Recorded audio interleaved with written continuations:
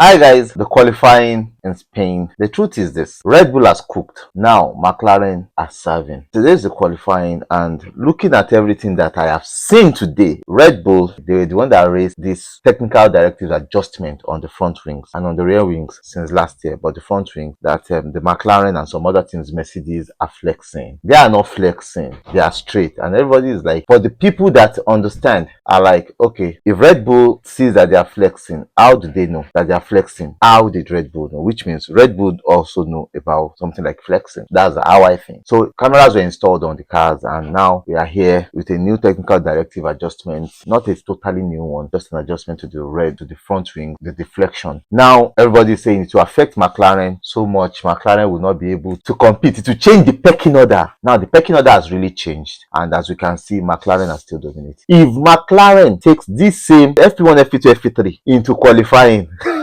Oscar Piastri is 5 tenths away from his teammate in FP3 because Lando Norris made quite some mistake in his first run out, and 7 tenths away from Charles Leclerc, Ferrari, and Mercedes Russell. And they are like 1 second away from Red Bull. What do you think will happen? Sincerely, it's going to be a catastrophe because it seems that the technical directive did not just affect McLaren, it is now affecting Red Bull because this is the first weekend. Second weekend will be in 2 weeks' time in Canada. Then we have another weekend.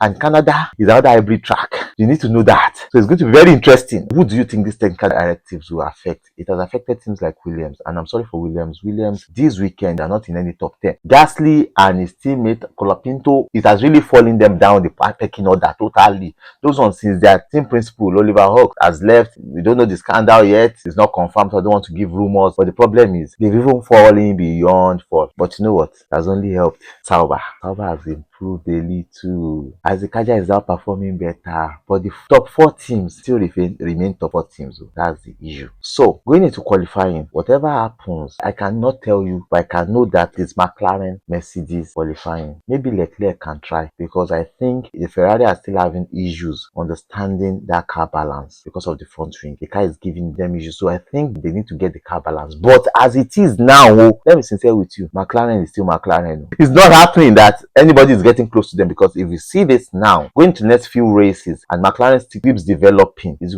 just a hole. And you know the funny thing, the Mercedes will have issues during the race because of the tire wear. Though Ferrari looks second behind McLaren on tire wear, but can they chase and catch up with Max Verstappen? It's going to be a crazy one. Let's go into qualifying. I'll give you more updates. The qualifying recently are getting more interesting than the races, and most races of this season we've seen it being won from top 3, especially the front row.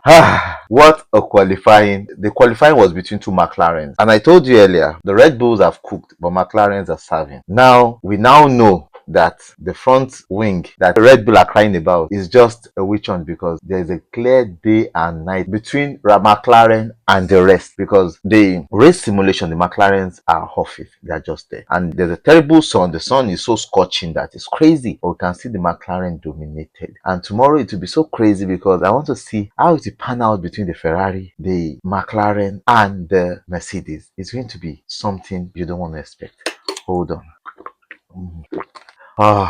Now, let me give you a lowdown.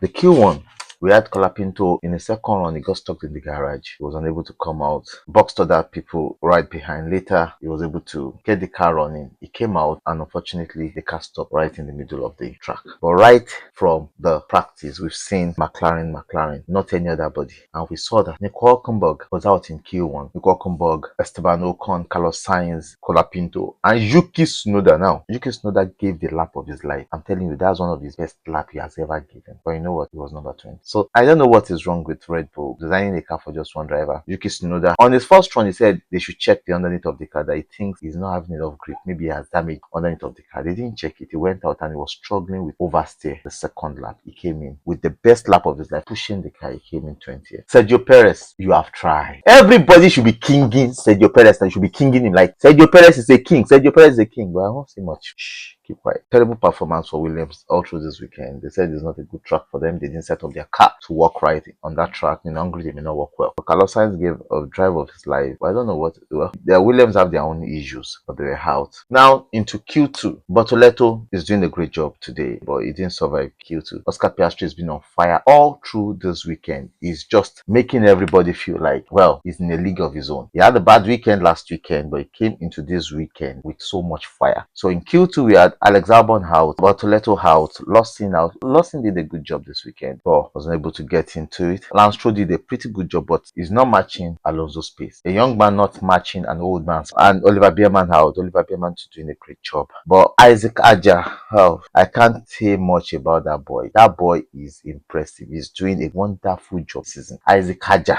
in that racing bull is doing a wonderful job. I won't say more than that. And in Q2, we had Piastri again leading the type sheet. Lando Norris, Max Verstappen, George Russell, and Hamilton in fifth. But Hamilton started coming out, started showing some decent pace in Q2. But in Q3, we had a race of the life. Everybody gave their first run, and we saw how competitive their first run was. It was a beautiful first run for everybody, but the McLarens were trying not to give themselves toll because the track evolution will be very high. The track ramp up so fast. As more rubbers are being laid down, the track gets better, but the McLarens are not giving themselves toll. Oscar refused to give Norris toll, but Norris got some decent toll though as he was starting his lap from Oscar. But Oscar was like, immediately he got it, he just parked like, okay, I'm not giving you toll. Who you be? You are to qualify me. But it shows the competitiveness in McLaren and how fast or how good the McLaren car is this season and this weekend, because they've tried everything to stop them. They have become unstoppable, and it's going to be crazy throughout the year with McLaren and everybody catching up, playing the second fiddle. But the two drivers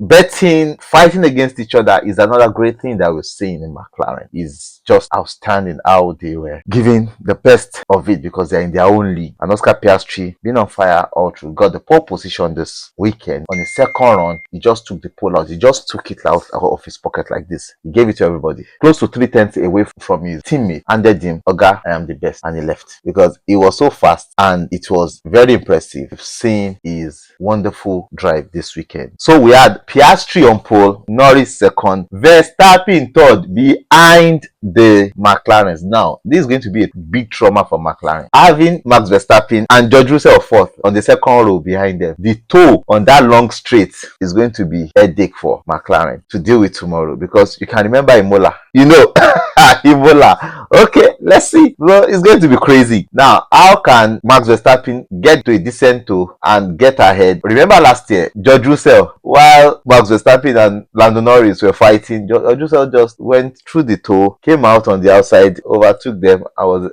in front leading. So anything can happen tomorrow. It's going to be a great race. I believe there are chances of overtaking. The two McLarens will be traumatized all through the night, knowing that they have Max Verstappen behind them. Hamilton out qualifying his teammate for the second time this season. Well, we cannot give a verdict here that Hamilton has lent the car. We can see other drivers that have moved from one team to another still struggling to lend the car, but we cannot give a big verdict because the different engine, so we can't say he has lent. But out qualifying his teammate for the second time this season is a great one for Lewis Hamilton, and let's see how he works that out tomorrow. I don't know why Charles Leclerc didn't go out the second time. Maybe he was no more on tires, but we don't know why he didn't go out. The track is ramping up, still use the soft tire and get some December, but we don't know. Kimi Antonelli qualifying 6th, Leclerc 7th, Pierre Gasly 8th, Isaac Aja 9th, and Fernando Alonso a qualifying of his life and qualified 10th in his home race, while Carlos Sainz in his home race qualified 18th. So what a Grand Prix is going to be tomorrow. A great racing. You don't want to miss it. And please catch the analysis. It's going to be interesting. Love you guys. Thank you. Catch you later. Bye. Cheers.